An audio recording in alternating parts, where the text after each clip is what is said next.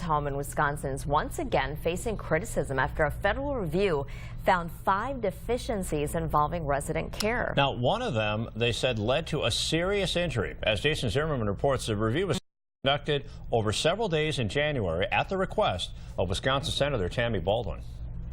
This 81-page report released by Senator Tammy Baldwin's office highlights a list of federal standards for nursing homes that weren't being met by the King Veterans Home at the time of a recent inspection. This includes an allegation that the facility neglected to provide necessary care to protect a quadriplegic resident who fell out of a bed and suffered a skull fracture. And then the facility failed to ensure a written comprehensive care plan was developed for that same resident.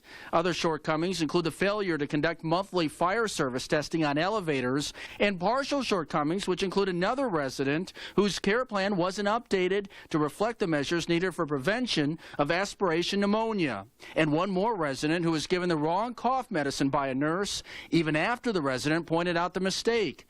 We reached out to the Department of Veterans Affairs, who did not get back to us, but a spokesperson earlier today told the Wisconsin State Journal, quote, "As always, we take very seriously any issues that might arise in our facilities," end quote, and that a corrective plan is now in place. The agency also called the incident involving the patient who suffered a skull fracture, quote, "isolated."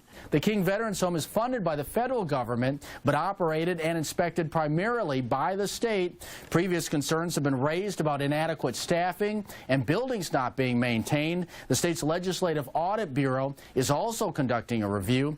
Their findings are due out soon. Reporting in the Fox Valley Newsroom, Jason Zimmerman, Action 2 News.